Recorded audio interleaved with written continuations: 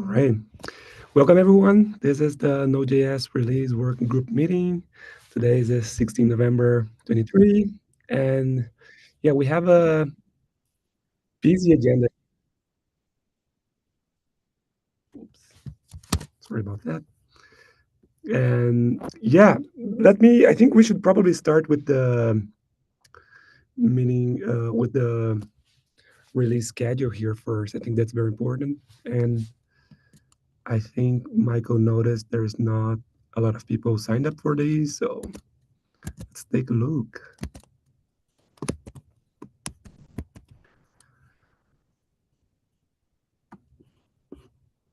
So we can start with 20. Let me see. We open it up here.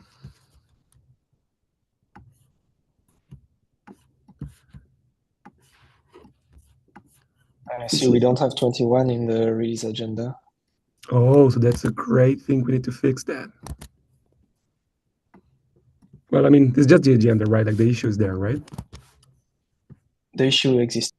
Yeah, okay. So I think it's just adding the label then.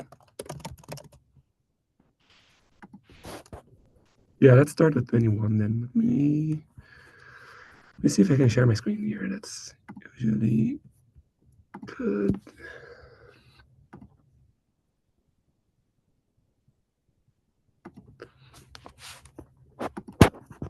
Let me know. Can you see my release plan 21 screen here? Yep. Yes. Cool. Okay. So this one looks like we're booked until end of December. Rafael signed up for a few of those here, so that's looking good. So, right, that's not too bad. So if anyone wants to sign up for anything in January, please take a look. Yeah, I have some availability on January, so yeah, I'm happy to help with 21 or other, if it's other that has less priority or more priority, but yeah, from January. Awesome. Cool. Then let's check 20. Which Michael, you're working on it, or is it actually out? I was working on it. I didn't expect to have so many problems with it, so it's not ready yet. I think we have to move it to next week. I don't have time to finish it today, and tomorrow I'm out of office. Right. So should we say like 21? Or just the date here? What day is it? What day of the week? Tuesday. Would be like next Tuesday. Okay, so the next one I can be there on Wednesday. On Wednesday, okay. To do it. Okay. I will finish the proposal today. There's just one PR to merge with a lot of V8 cherry picks. Right. That's finally green. Okay. And then I can update the proposal and it should be ready to be released next week. Right. That sounds good. So I think the question is, well, now it's going to be the month of December. I know it's a very busy month for a lot of folks. So are we going to be able to find any volunteers for a release in December, sometime in December? Maybe it can be early on, so that is also a lighter release. Kind of following up quickly from this last one. What do you all think?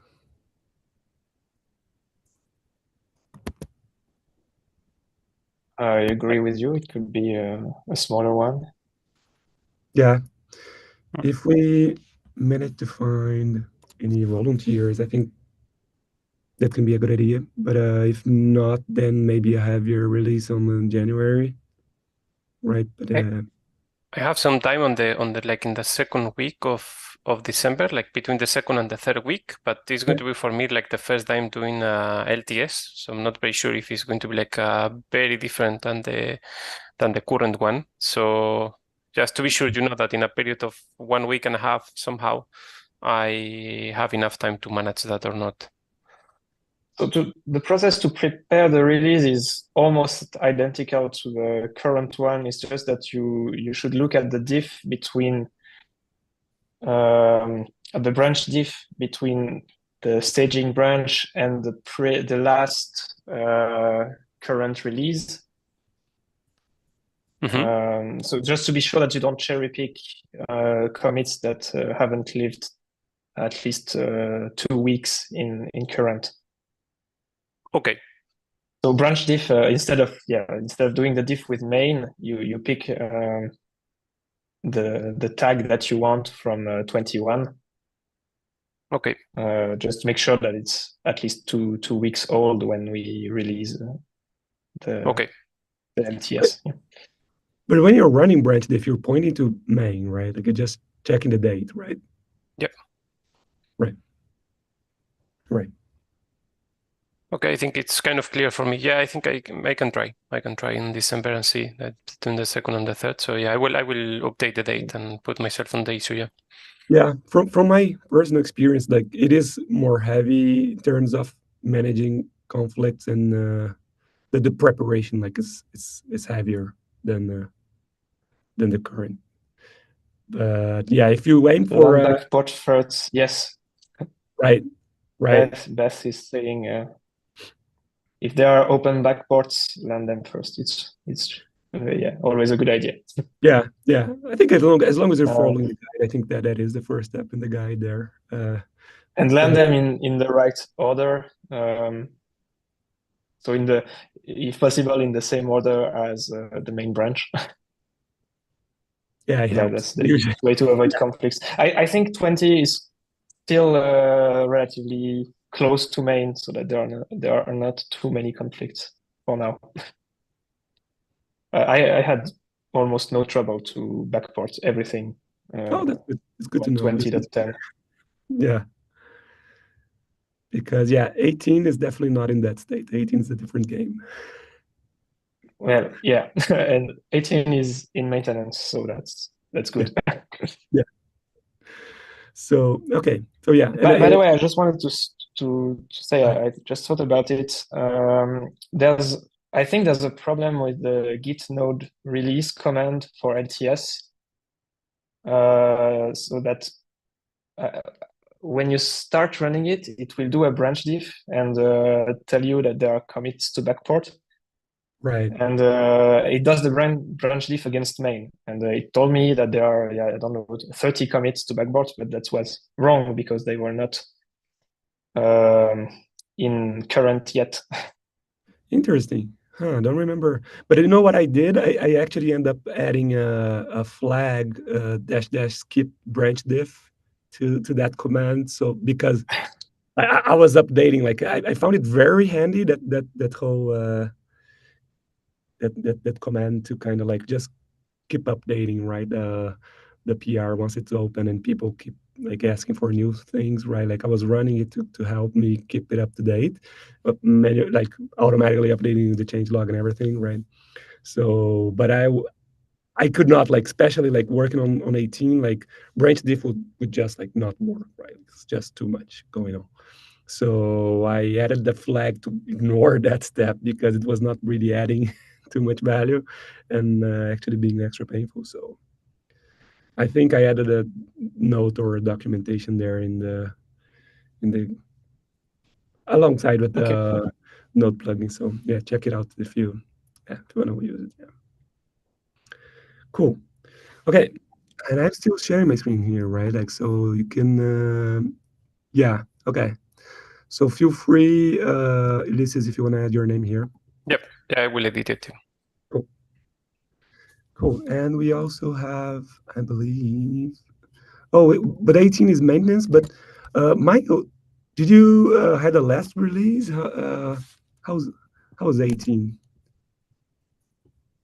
So yeah, it's in maintenance because we didn't find the time to do a last December minor release before the switch. But as we discussed that with the TSC yesterday, because there was a potential breaking change with loaders that's going to that I'm proposing to add to 18. So there's this pull request on Node.js node for that. I don't know if you all from the release working group saw it. It looks very scary. A lot of commits in there, isn't there? Yeah, it took me more than a day of work to prepare it with many manual conflict resolutions. But I don't expect anyone to review that. It's Okay. I don't know if it's possible to review it correctly. Yeah, I mean, I can rubber stamp I it. was really happy that the CI was green on that, because I certainly didn't run the tests on after every cherry pick. Yeah. No, I think yeah, I think I'm leaning towards including it, especially since we pinged Stephen and Brian, and they seem broadly in favour of, or at least they weren't blocking landing it. So yeah, I and it probably makes life easier for anything in the future we want to backport, even though this is in maintenance. Yeah, so it's not the only things that are going to be in 18. I cherry picked a lot of other commits before that. I probably won't try to add much more after this PR lands. So if you think something, especially something minor, should be in 18, please add the LTS watch tag or tell me about it. Yeah, no, definitely at this point, I think it's better to be more safe about 18. Yeah. Cool. Yeah, I think I know. I'm not sure. Did I update it yesterday? The date? I'm not sure about that. When's the last edition on the message here?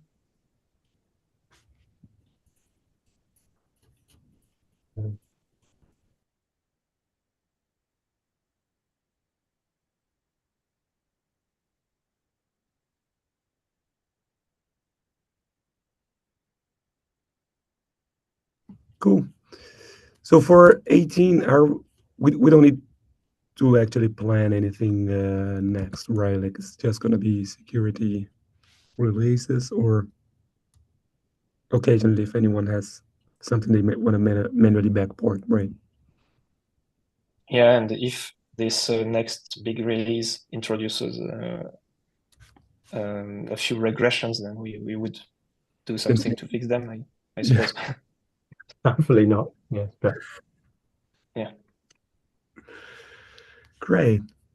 Okay, so with that, I'll stop sharing, and we can have maybe 5 minutes here to go over. Maybe I don't think we'll have time to have any discussion today, but I was thinking maybe Michael, I believe you were there, right, in that session that discussed all these proposed changes.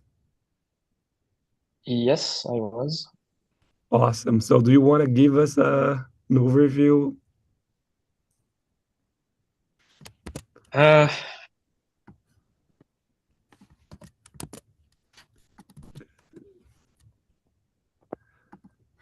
don't know if I can make a good summary of everything that was said. Or if anyone else who followed the whole thing wants to talk about it. well, I've read it. I've read the issue, and I've read the meeting notes that were in the Hacker MD. It still feels like I'm missing a whole bunch of what's the word? Context. So I have seen there've been like graphs of downloads being presented and a conclusion drawn from that nobody is using current, which I don't necessarily agree with. But that I think is possibly so there is a solution being proposed and I'm not sure I understand the problem, or maybe I do understand the problem, but I'm not convinced that the reasons given around the sort of problem statement and the proposal is actually going to fix the problem. I am concerned that the proposal that's in that issue is muddying what we currently mean by calling something LTS and long-term support. And it superficially sounds like what they're actually doing is relabeling current, stretching current out for a year rather than 6 months. Yeah, it almost feels like they're trying to trick users into using current. And my fear is if the worry was that LTS releases had instability on like, a life period of instability, I don't think any of this is going to fix the instability. And worse, it's probably going to push people to encounter the instability on production systems, unless we tell people that instead of like saying we recommend LTS releases, we, if we said then we only recommend like maintenance releases, and that's, it all feels like I don't think that what's currently proposed. I think that's just going to confuse things even more than this.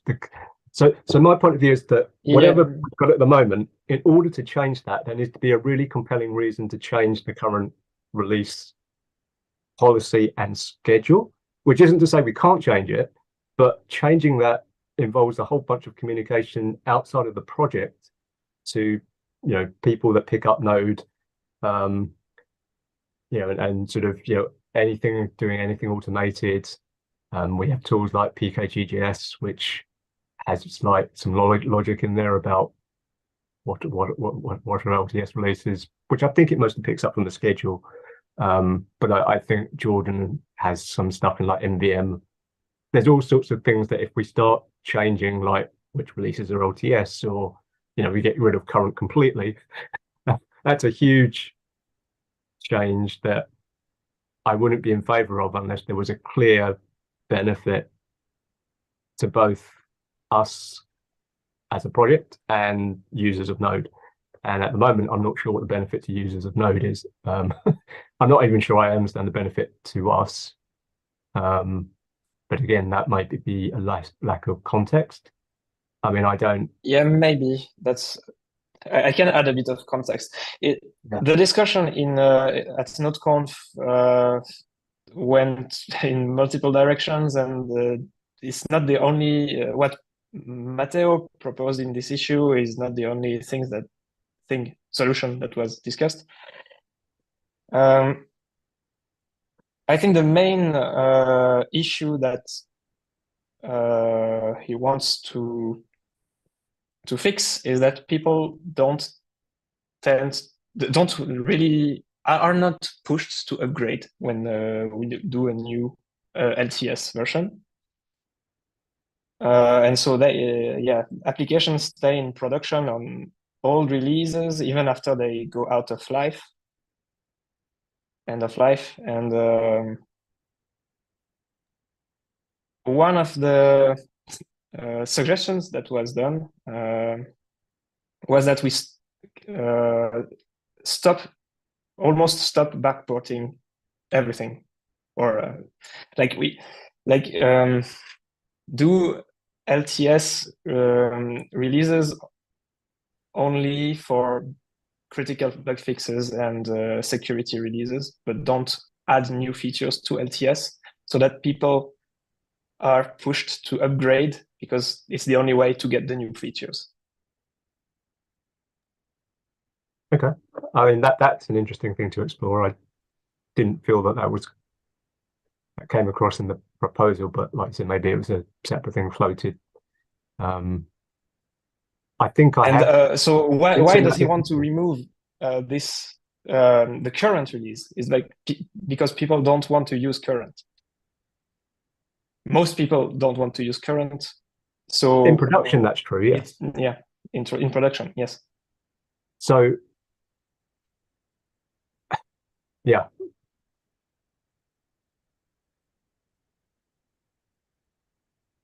I mean, Yeah. I mean, I think, yeah, we're going to have to, I guess, try and consider pluses, minuses, and whether we think this proposal or any other proposal is better for us.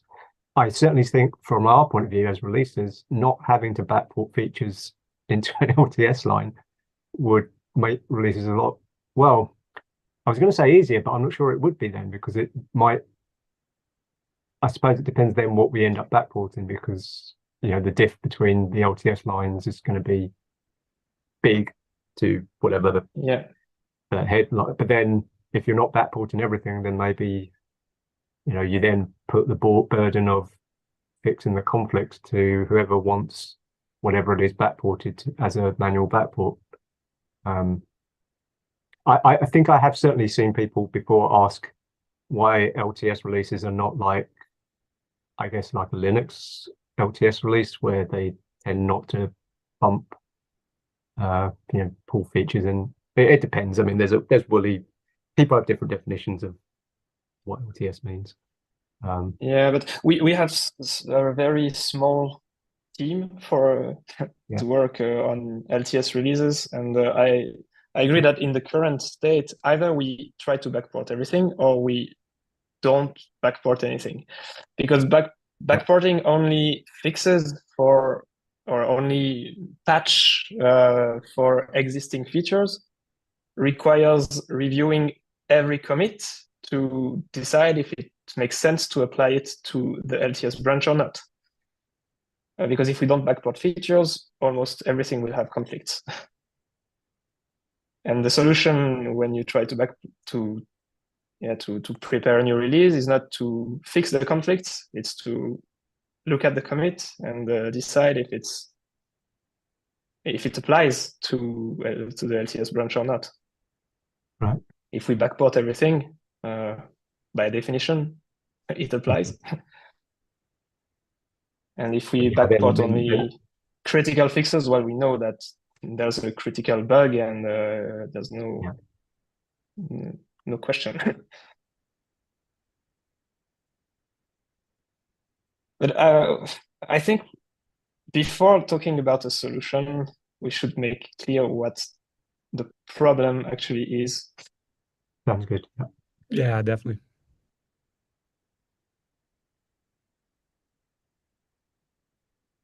Okay. And I don't think that's a small number of downloads or a smaller number of downloads is a problem.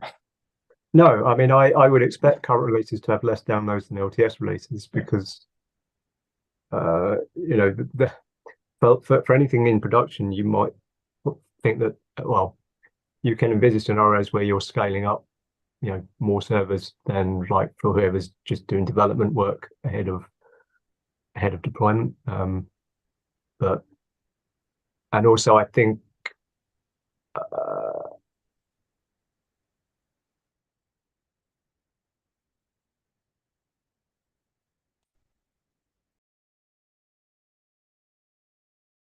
No, I think we lost Richard. Yep. That's in the middle of the sentence, yeah. Okay, I will have to drop here, but I think I can try to make Beth a host so that possibly you can still run the meeting until the end of the hour here. Let's try that. I'll try to drop. If it doesn't work, maybe someone else can rejoin and try everything. But yeah. So it was great seeing you all. I think you can continue. Richard will probably join again. Yep. Okay. Thank you, Rui. Thank you. Bye.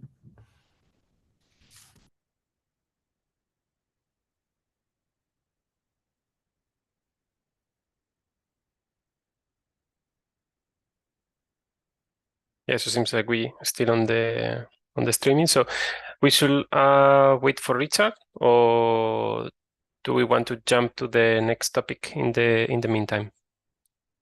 What do you think?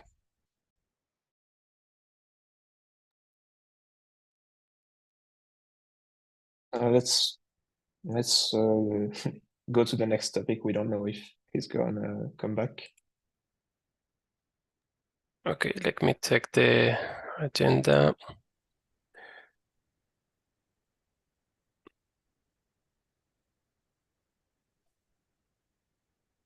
Okay, so I think if I'm correct, the next topic in the agenda is regarding the code names, right?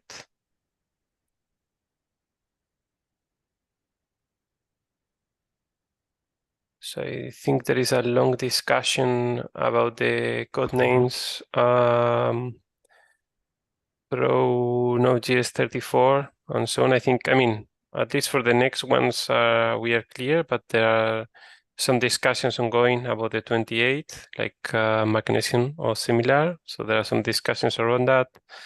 There is also discussion about the 30, which is going to be with N, like neon or neodymium or similar. And the same is go for 32, 34. So I think as it is now, there are some discussions. So I think we should keep the discussion ongoing offline, or do we want to discuss and close some of the namings already on this meeting?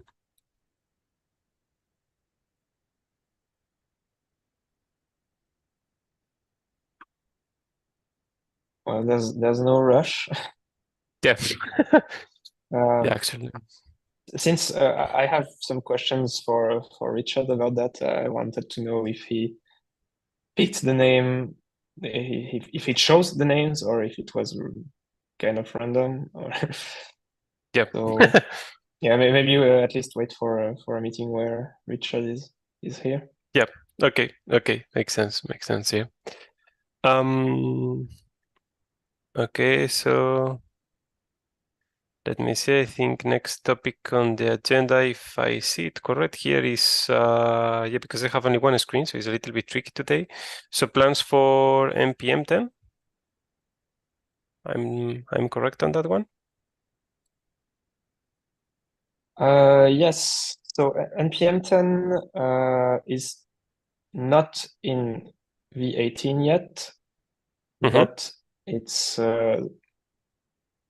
I think I put it in the staging branch. Let me just check that. V18. Yeah, I think it's for sure it's in 20 and in 21. What I'm not sure is in 18. I don't think it's there, right? So it's a plan for it's not adding. in a release, but I think I Okay. cherry picked it already to the staging.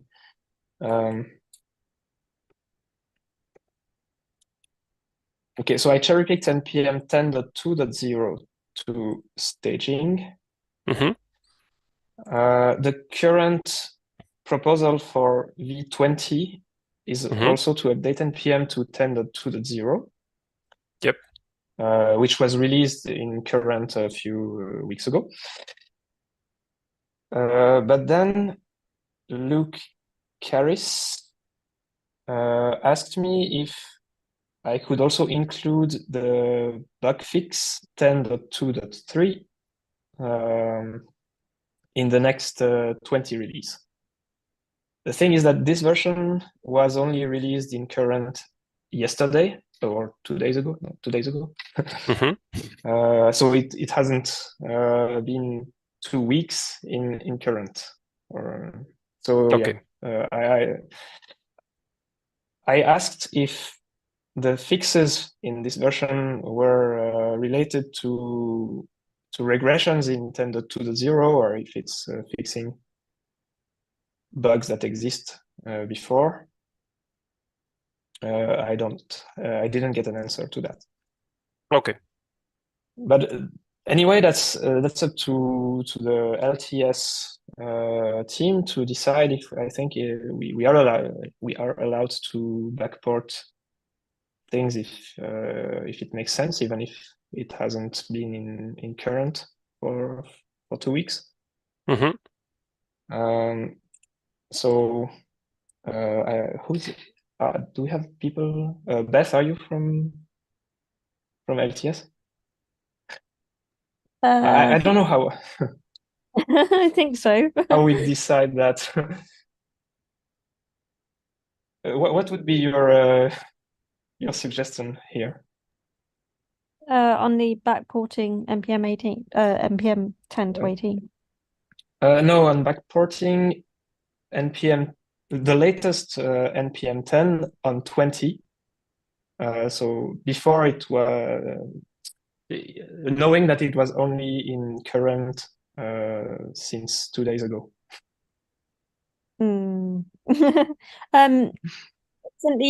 When's the 20 release due?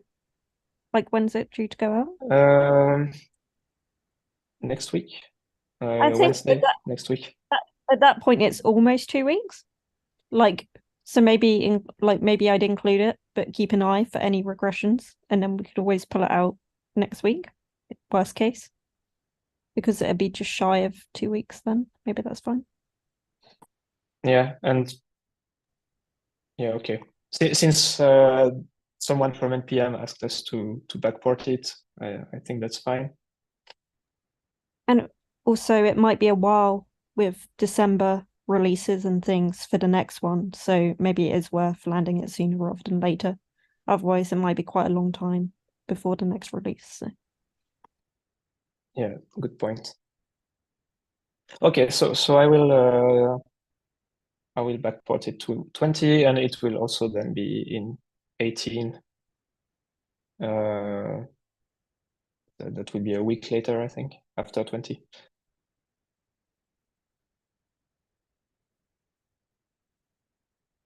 And then for this issue, plans for npm 10, I think as soon as we have v18 updated, we can close the issue. Okay, sounds good.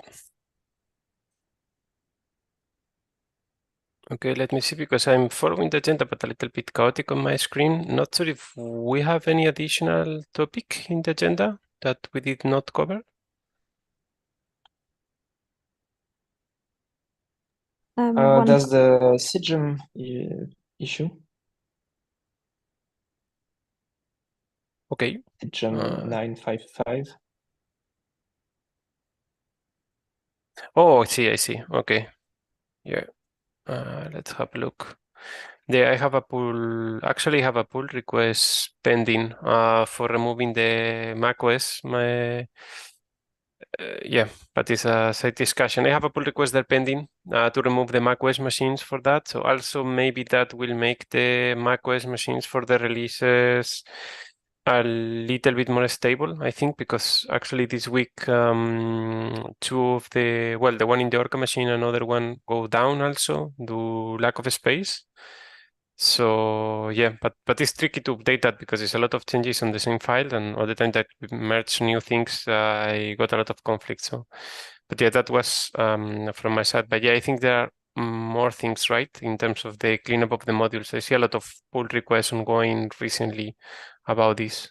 There is anything specific that we want to cover now for this?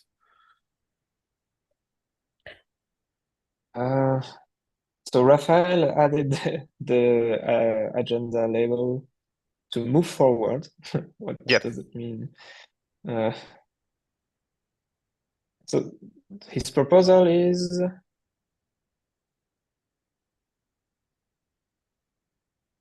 to lower the number of failing modules, basically. Yep.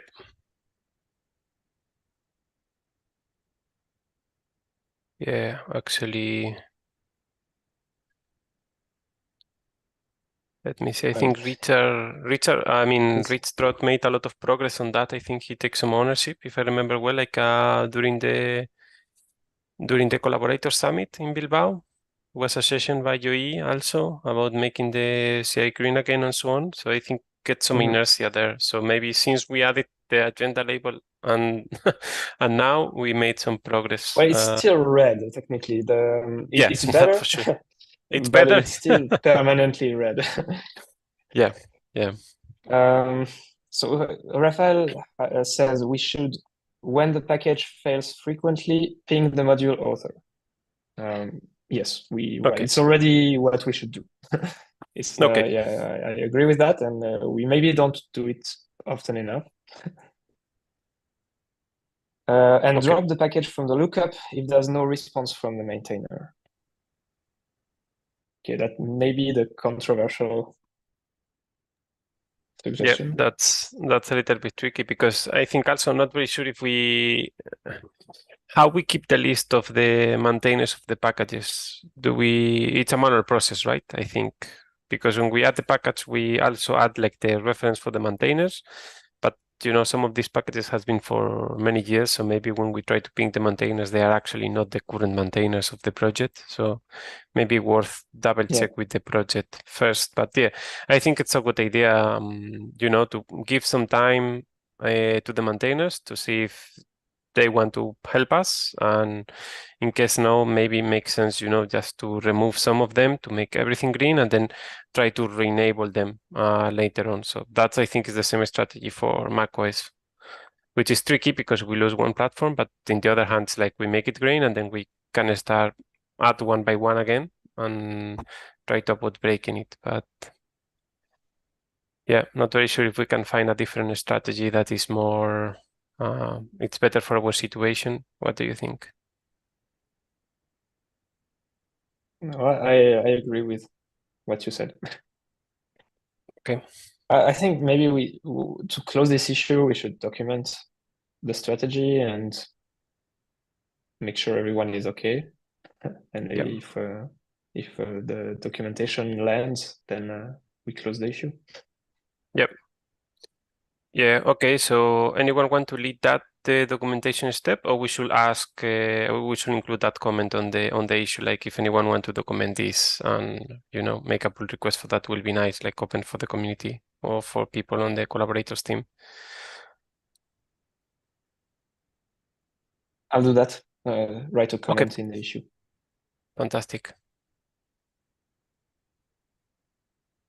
Okay, let me see. I think I don't see anything else on the agenda officially. Maybe I'm wrong, but I think that's it. There is any additional topic or anything that we didn't cover that we want to discuss? One thing it might be worth people taking a look at is the issue Matteo opened about the check if out of support flag. Like, so you can run a check and it'll say, oh, this is out of support now, and it'll fire a warning or something. Yeah, he opened that in the Node.js node repo, right? I think I saw that one, but I don't remember the issue. Oh, thanks, Beth.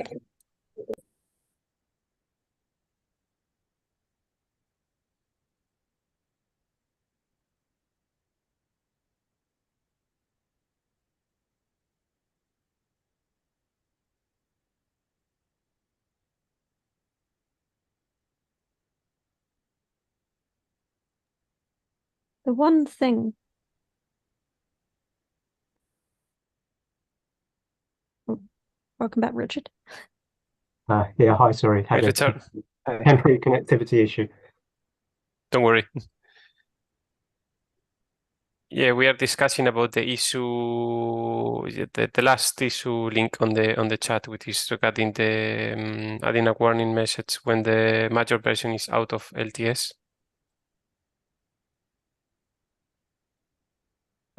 Yes, I commented on that. So there was a previous discussion,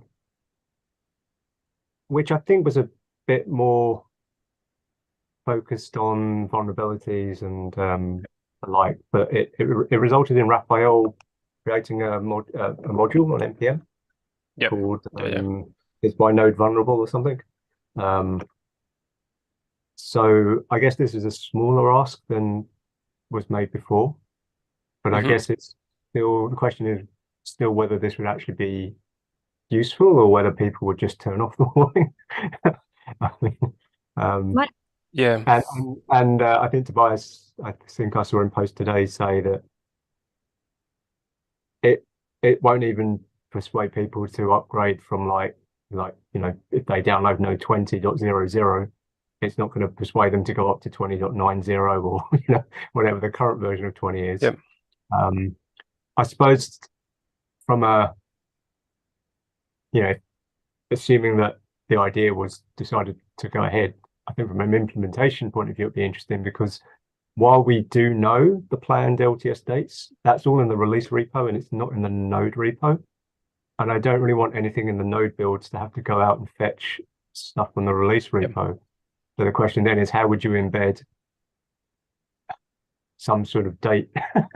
Would that be us having to do that when we cut releases, or would we move the schedule over from the release repo into the main repo? Those are all sort of questions. But again, it's kind of, I suppose the main question is like, is that actually going to have any effect to printing a warning out? Or are people just going to complain that, okay, there's a warning, we acknowledge that this is now up support, but we're still not going to move for whatever reason? I mean, some of the reasons are that if you're hosted on a service, you're kind of tied into the versions of Node that those online services provide. So I have seen various cloud providers or online services, they lag quite behind in Node versions, and they'll post things saying, yes, we acknowledge that upstream is marked Node 14 as end of life, but we're still going to support it for another couple, for X number of months. So it's not always in the control of whoever's running their application, what version of Node they're running on. Or at least, not without significant risks to whatever they're deployed in. So yeah, I mean, while we would like people to upgrade, and if they raised issues, we will tend to say, like, can you reproduce the issue on a supported version of Node? I don't think we can encourage as much as possible, but like forcing is not really something you can do to some. And to be honest, although they might not get security updates for, if you still want to use Node 12, well, that's all on you then. I mean, the risks are all on you if you're willing to mitigate, however you do that. Just, you won't get support from upstream Node. So, it's entirely on you if you want to continue deploying applications on out of support versions of Node. Well, that's fine, but then you're not going to get support from the Node project if you run into problems, including, for example, if you're running a scanner and it throws up some vulnerability. Well, that's on you if you're using an out of support version of Node to remediate. And yes, Beth's point that if you put out a warning, it will only it will only start putting the warning out on releases from whatever point we start emitting the warning, or put the code into a release. So if you're still running Node 16, you're never going to see this warning. Unless we do something sneaky, which is go out through all the old versions of Node and put out a new point release just to stick a warning in. Okay, go on. My suspicion is that a large number of whatever's downloading old CI runs and kind of like abandoned projects, like people are not looking at these projects full stop, because my guess is, at least I've seen, like when you try and do an npm install using Node 10 for a big app, like half the you're going to get warnings from npm, because you're either going to be pinned to an old version of the package that only works on Node 10 because they've moved forward, or you're going to get vulnerability warnings. And I'm like, those warnings are probably coming up. So what will an extra warning do? And as I say, like, this is only going to help for future releases, because people aren't going to get them. They're not going to get the warning if they're using 10 unless we do this. Yeah, if we release this in 22, it means that the first warning will appear in 2026 or something like that, after 22 goes end of life. Future planning, always good. Yeah, that's tricky. Yeah, I definitely agree that it's something that we should do for next versions, right? It means something not retroactively for sure. What maybe we can do is, because I think the challenge is like the people are maybe not aware on when that specific Node.js version will be not LTS or not supported anymore if they are not following up, like deeply on the project. So I think maybe what we can do is, when there is certain time period before, that that version is going to be like not supported anymore. So like, I don't know, like 180 days before, we can start saying, like, by the way, this is going to be like non-supported in 6 months. So, worth checking if you want to create your new project using this version or you prefer to start with a new one and so on. So maybe that way we can start preventing them, because as Beth said before, I mean, just adding another warning on top of a bunch of warnings of your deprecated dependencies, it's not going to help anyone. But if we can try to be more proactive on that sense and try to help them and say like, look, it's going to happen like in a few months, and if you're starting a project, maybe now it's worth to thinking on a new version. Maybe that will help them a little bit more, but not very sure. Also, I didn't see that in other projects. So, well, I mean, I guess the question is, what mediums are you proposing we put that message out? Because we have, perhaps not formally, but I mean, we have put messages out in blog posts. I think when we did Node 21, we mentioned like, oh no, was it Node 21? We've definitely put out in blog posts things like when Node 16 was sort of going end of life about a month before that, I think, and sort of 14 as well, I think. Just before 14 went end of life, there were, Beth's just made a comment there. I mean, there are lots of different ways of installing Node as well. I mean, people install via Node source RPMs, which are completely outside of our our influence, unless it's something we've put into core. So, and of course, if we put out a warning, then we've got to let repackagers know where that warning is, just in case they want to change it, just in case they have, if you've repackaged Node, you may decide to have a different support policy. But I mean, that's you as the repackager doing support rather than the upstream project. So I don't know. It's something that I don't think will be too technically hard to do, but I just don't know whether it's going to actually gain anything in the long run. I think the big question is, do warnings actually do anything, or do people just see the warning and turn them off?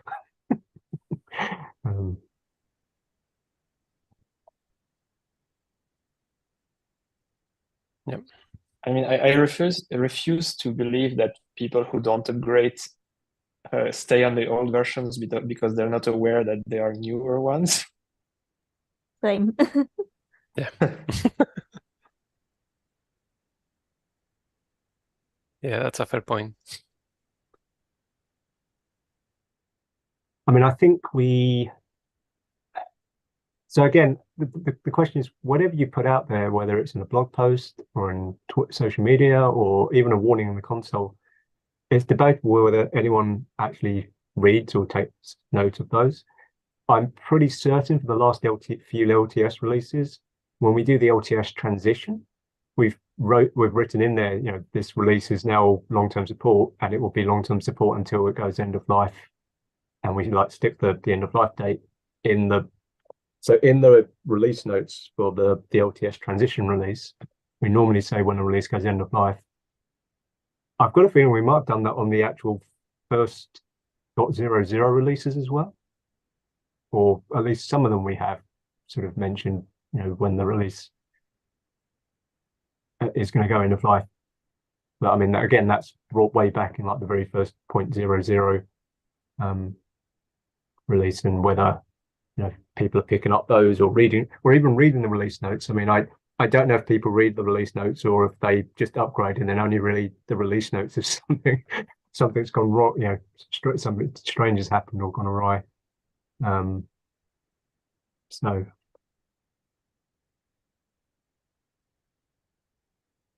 yeah. Okay.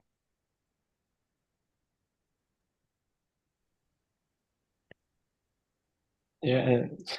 Anyway, I feel that this issue is related to the other one that we talked about, which is yes, I think you're people don't upgrade, and what can we do to make them upgrade?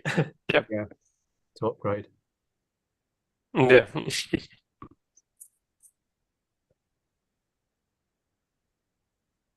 Well, And there my is question is a- why do we care? I mean, Yeah. it's Yeah, good exactly. if people use the latest, but I'm not seriously suggesting this, but like the nuclear option to force people to upgrade is we move all end of life support releases of Node to some other download URL so that you don't automatically you're not able to automatically download it.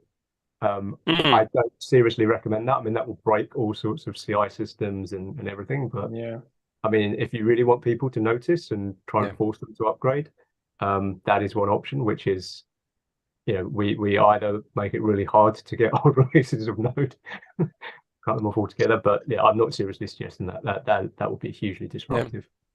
But I mean, even that, Yeah. if you've already got version of Node, Yeah, maybe we can use that in case. Yeah.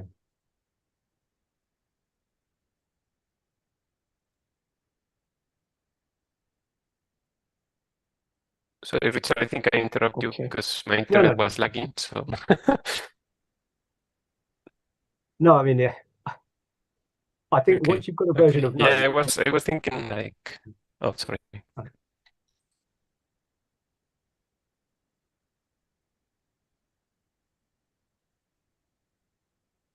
go on, Ulysses.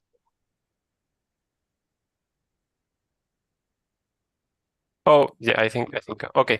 Yeah, I was thinking like I like the nuke version option. Like if, for example, there is a known vulnerability in a specific version that we are not going to patch because it's quite old, but it's super wild vulnerability. So maybe in that case we can just make the people. But yeah, I think people they are aware of it, honestly. So and at the end they are the responsible for their own, services, products, whatever they build on top of Node, right? So I think as far as we do a good evangelization and we try to promote them and help them to, make it as smooth as possible to transition, I think our part is kind of done, right? So yeah, I think not very sure if a warning will be the best option, but yeah, I have to say that I like the idea of the nuke button anyway. But yeah, I don't think it's a proposal that we can make, but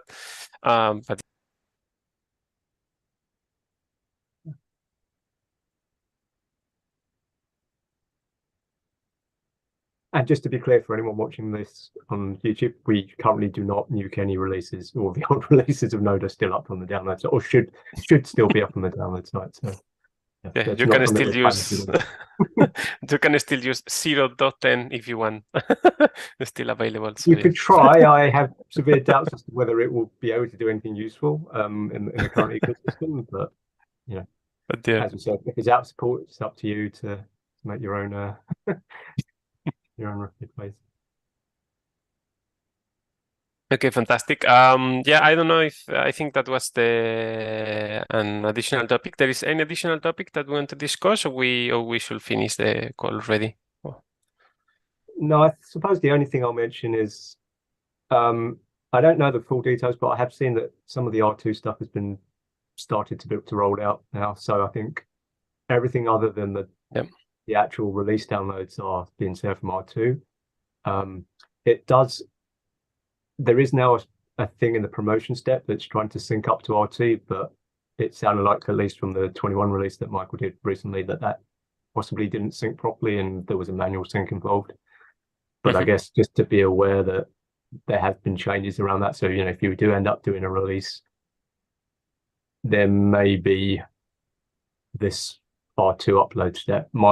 I have some concerns over how long you might have to sit there waiting for the binaries to be mirrored to R2, because I don't know what the sort of how variable the upload speed is between the DigitalOcean server and R2 storage. Because when you do a release, basically all the release assets are on the DigitalOcean server. At the moment, I don't think we stage things in R2. So effectively, when you do the promotion, there's a bit in the promotion script now that calls out to a shell script to upload things to Cloudflare. The last time when I tried to do this, I got all these errors. And I don't know if those errors were related to, so I know the server's now been upgraded, so we're on a newer version of Ubuntu, so we should have a new version of OpenSSL. But I don't know if it was related to the OpenSSL version or if it was related to the cache invalidation problems we have, where we invalidate the cache and then the server gets overloaded. And I don't know if maybe the server gets overloaded when we try and promote a release, which is then getting in the way of the release process. That's really hard to test without actually doing a release. So it's really hard to reason around. But yeah, I mean, the three of us remaining on this call are in the fortunate position. Well, I don't know if fortunate is the word. We're in a unique position where we're both releases and build members. So in theory, we have access to build to be able to try and troubleshoot any issues, although the R2 stuff's more new, so it's a good question as to how much we can troubleshoot that. But other releases don't have access to build, so I don't really want to push too much infra knowledge onto the release team. So I don't want releases to have to know how to fix any problems in R2 during the transition period. I completely agree. I mentioned that we're in some sort of, it's being rolled out, and we need to watch out for, I guess, teething problems or things that we're not too happy about, especially if it's going to interrupt the release workflow. And think, are there, is that the best way of doing things? Or do we need to do something more on the infra side? Which I think I've tried to encourage the most minimal changes to begin with on the build side, so not to try and completely uproot how the releases are done. And that's how we've ended up with the current scenario where the upload to Cloudflare is this one call to a shell script during the promotion process. But yeah, having tried to do the release and run into problems, I'm a little bit worried now that maybe that might not be the best approach. But, and when I ran it 2 days ago, I don't know what happened. There was no error, there was no logs, and it wasn't uploaded to R2. Yeah, I mean, so that might be an issue. I wonder if there's some simple way we could get the promotion script to log to a log somewhere what it's doing. But yeah, because it's strange. If it failed, I presume you didn't see an obvious failure. So the promotion script itself must have gone to completion. Everything went fine. There was I didn't have to wait for a number of seconds while it would be uploading. So I guess that it didn't try to upload, or it failed immediately, and there was no error in the console. I don't know. Yeah. So yeah, I don't know. It feels a bit odd that we didn't get any sort of error or something out. But then when you looked, and I also looked afterwards, the call seems to be there. I remember commenting out before, but it looks like it was uncommented. And I uncommented it, hoping that it would work. So yeah, I'm as lost as you as to why it didn't upload. I don't know how to test it without doing a release. That's the problem. No, I mean, I suppose you could run the upload to Cloudflare script on its own, supplying the arguments that the release script will pass. Okay. The problem is that I don't know exactly what are the arguments. Yeah. It would take some deciphering of the build of the current release script. I think at least the first one is Node.js, but then I can't remember what the second parameter might be. And also, I'm not sure if it runs at the right time, because I had a quick look, and it seems to happen during the promote step, which is when we do a real release, it's before the sign step. Is it? So it would mean that we don't upload the signatures, if that's right. That's interesting. It's possible. It's been a while since I've looked at the promotion script. So yeah, because I guess you can promote the assets and then you upload the sign the shards and the signing separately afterwards. Is that how we think it works So then? if I understand correctly, what the script release.sh does in the main repo, it SSHs on the server and runs promote with the version number. Yep. And then it will download, compute the charsums, download them locally, sign them, and upload them, and run then the no, that's it. Well, that's it. Yeah. But this thing, downloading the charsums, signing them, and sending them back happens after running promote.sh on the server, if I'm not mistaken. No, sorry. Yeah, it's quite possible, quite probable that is what it does. So it's different from we do mirror the binaries over to the failover server unencrypted, but that's done on a cron. I think it's cron or it's a systemd timer, one of the two.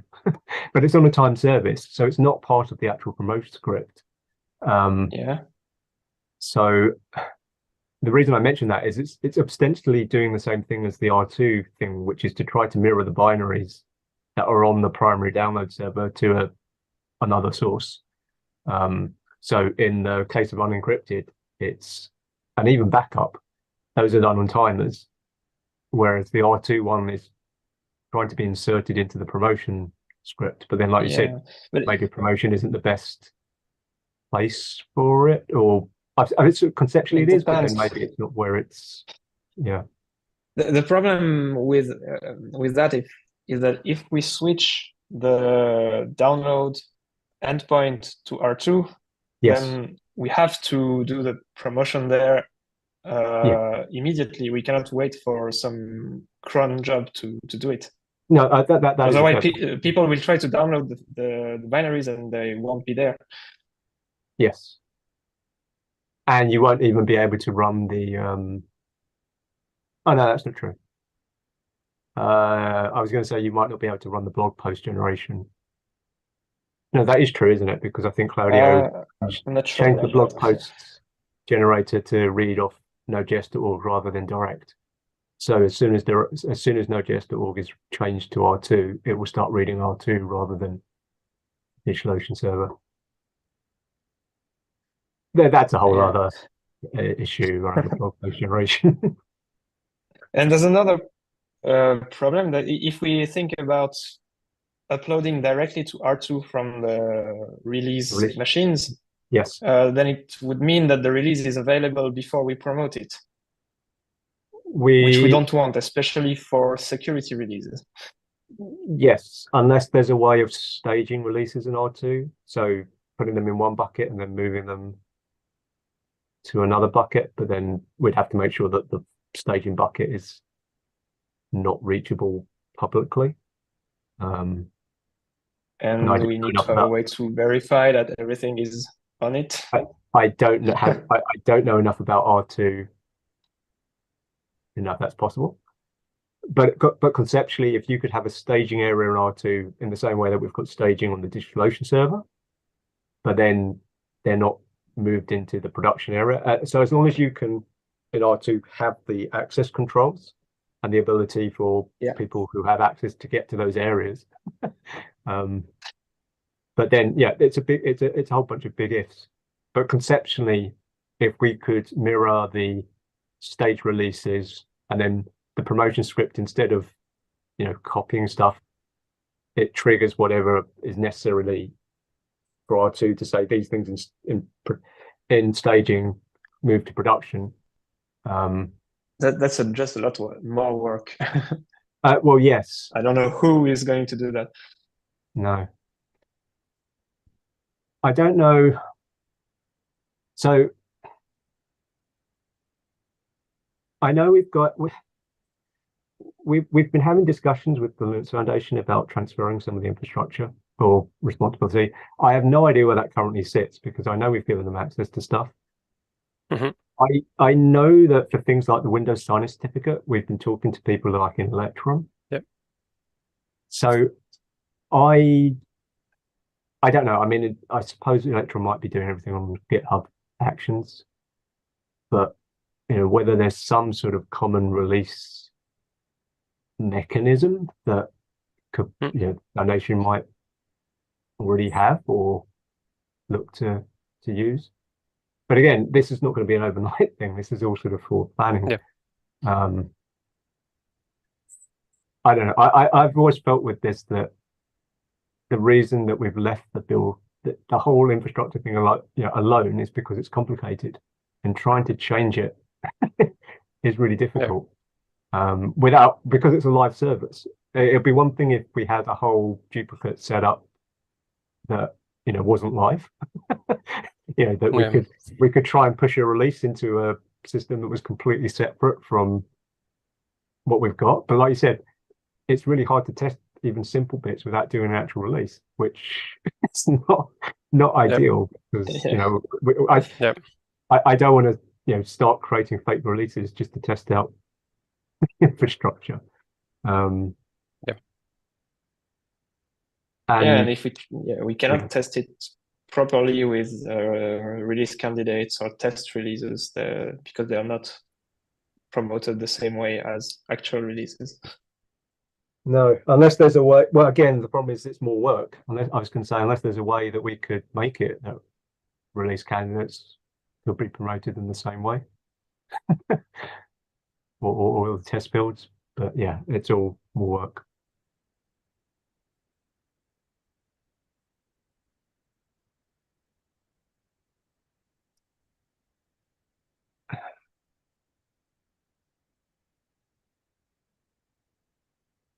Okay. Did you have anything you wanted to drop? Yeah, Ulysses had to drop. Did you have anything you wanted to continue talking about? I mean, I've got time, so I don't mind either way. Not anything else, but I would like if we have a resolution or at least some steps for this release promotion, because I'm pretty sure that next week when I promote V20, there will be the same issue, and I don't know who can help us fix it.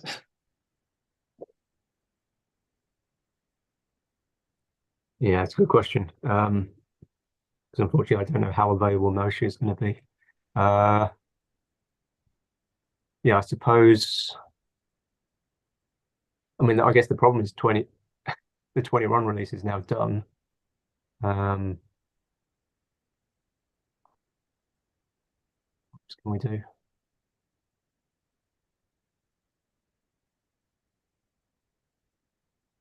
Because we can't really putz around with a done release. Well, I mean, we can delete them from R2, but I mean, I'd probably not to.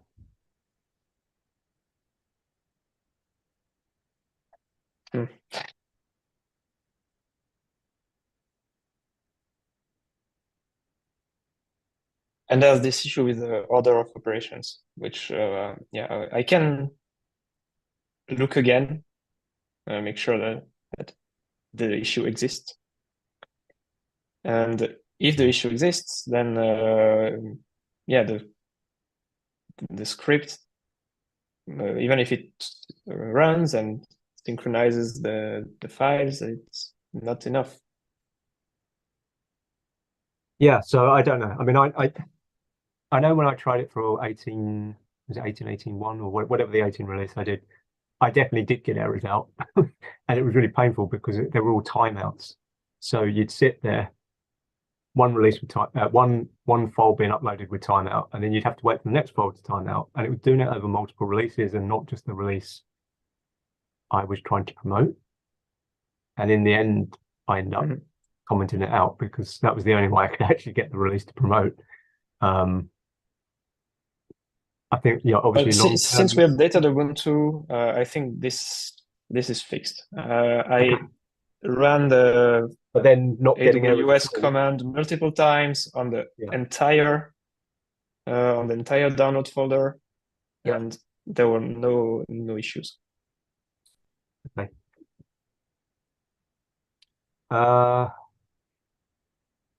Could we do something simple, like, for example, I don't think the script echoes out like the calls. Maybe that could be something we could do so that at least when you run the promotion, it would tell you what it was trying to pass to the upload script. Or maybe just put an echo into the script so that it says like echoing upload to Cloudflare and then the arguments it would pass to it. And then at least if that goes wrong, we could attempt to do it manually and see if there was anything obvious. Okay, yeah. So yeah, rather than us trying to sit down and figure out what the arguments would be, maybe we could get the script to echo those, even if it's temporary for while we're trying to transition, just before it calls the upload to Cloudflare, print out a line that says upload to Cloudflare and then the arguments, and then if we find that it hasn't actually mirrored properly, at least we'd be able to then, in theory, rerun what we think it should have been running and see if it. And it, obviously, then if that works, but it didn't in the promotion script, we've got another head scratcher. Okay, I'll do that. I will add some echoes. Yeah. Before I did see that there was another. promotion. There was another call. So when I commented out, I also commented out in reshare release, but I can't actually find where that's used at all, unless that's only used. You can run the release script, can't you, and say like sign rather than the whole promotion thing. And I don't know, maybe if it's used there. So you're saying the sync to Cloudflare is called in another place because I didn't. So it's called in underscore promote, but it's also called in reshare underscore release.sh. I uncommented it, but it wasn't commented before. So maybe that's the one that's supposed to run for the true releases, and it would. Well, I couldn't find what was actually calling that, so I don't know. It's the problem. Okay, so first I will check that. Yeah. What calls Risha?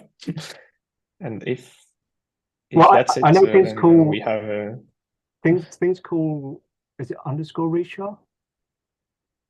But there's another one called reshare underscore release.sh, which without the underscore prefix. It's all very confusing, isn't it? Because there's like promote and then there's underscore promote, and the different scripts call the others. So, but when I originally commented out, there were two different scripts that I commented out. One was in promote, and the other one was in something to do with reshare. So it's all in home, staging, tools, promote. Right. Yes. There's no other location for the scripts. If you grep for that Cloudflare, grep Cloudflare in all of those shell scripts, it should throw up two hits. Well, unless it's changed since the last time I looked at it. But I did uncomment the reshare one, but that was after you said that it hadn't uploaded properly. Yes, it's in reshare release.sh. But I couldn't actually find what calls reshare release. But there's no comment. The line is not commented. No, it's not commented. I've uncommented it. But that was after the things in the issue that said that it didn't sync properly. I had a look. Okay. So I've uncommented it, but it was after the issues you had. After I did the release. Yeah. But I can't find where that reshare release is being called from. So again, I don't know if that is even in the critical paths of the release promotion, because it doesn't seem to be calling that. It calls like one of the other reshare scripts. So supposedly nothing. Yes, Q, CD, and purge. No. Oh, does that call it? That'd be interesting. I didn't look that far. Wait, no. It's Oh. Risha release that calls it Okay, calls cool. the CDN Yeah. purge. No. So I don't So know it's if that that code, you think? I don't know if that reshard release is only there for people to try and manually reshard without going through the whole promotion thing. But then the problem is it's not going through the same scripts. It's going through something similar, but not quite the same. And this was updated. Why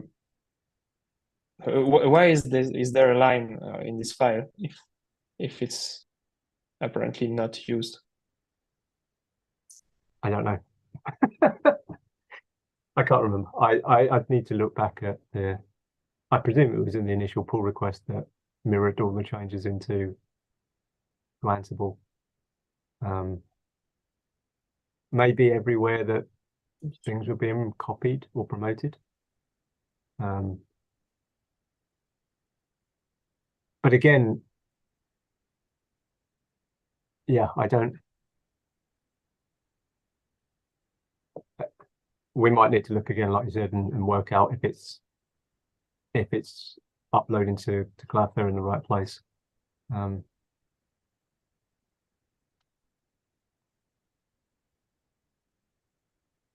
Okay, so underscore Risha is called by underscore promote. Yes. Maybe yeah, that's the one that should contain the Cloudflare call. maybe.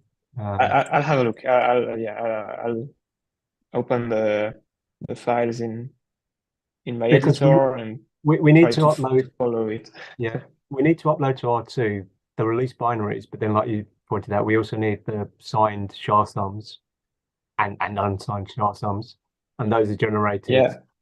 Those are generated during the promotion step.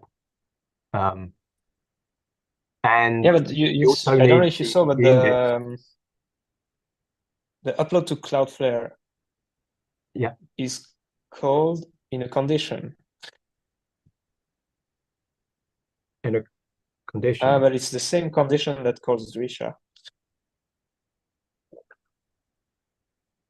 So my first hunch was that it doesn't call the script because the condition is not true.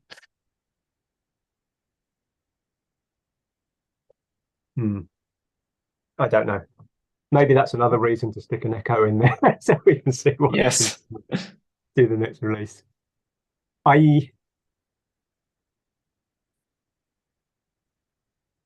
Okay, well, I'll just do that. So for the next release next week, I add a few echoes and because the thing is the underscore promote script is used both for the nightlies and the manual promotions, aren't they? Isn't it? I think. Yes. So I think both. I'm sure about this. Yes. Is it something like promote nightly and promote release both call underscore promote? And it's underscore promote that was modified. But the resharing is interesting. So for release promotion, we do the SHA sums for everything at once. But I think for the nightlies, it reshars everything as more things are promoted from staging, because like for example, the nightly build or the V8 Canary, those are uploaded as the build's complete.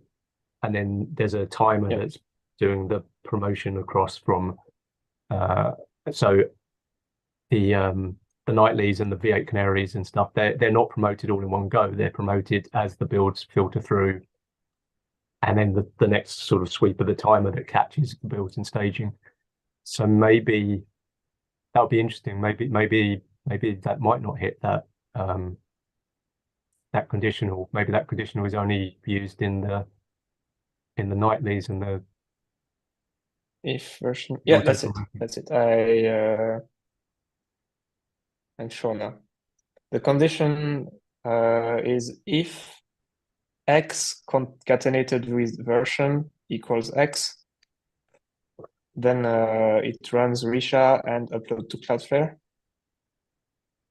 And this is true only when we are doing nightlies, when the nightly script is executed.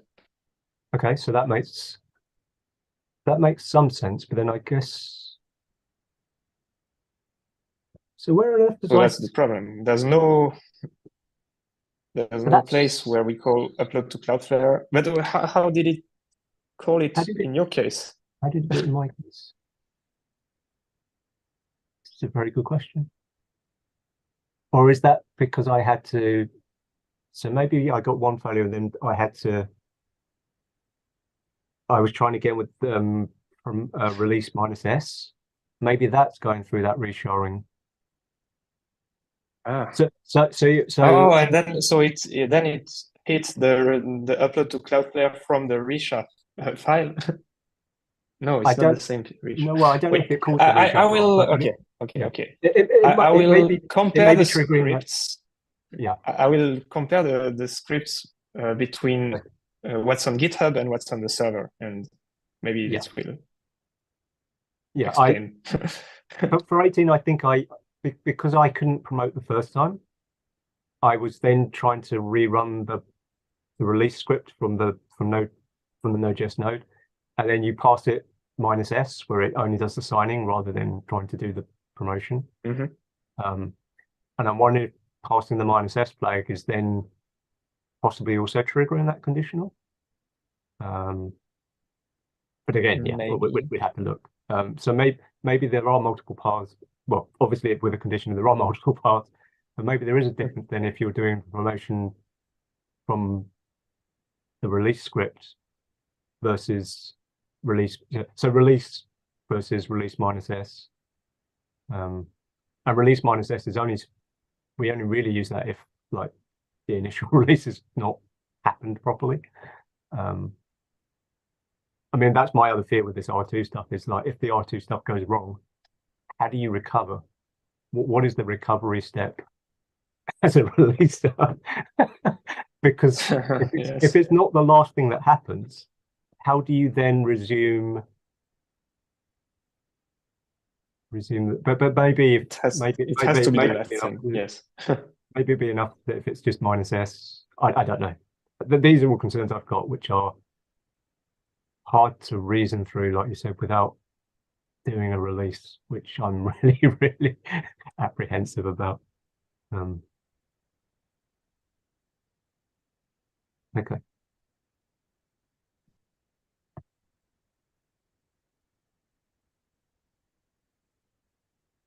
Okay, so I'll investigate and sure. Just report in the existing issue that you opened. Okay. Yeah, that'd be great.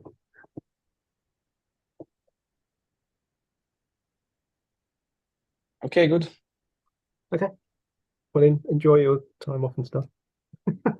You too. Bye. Yeah, speak.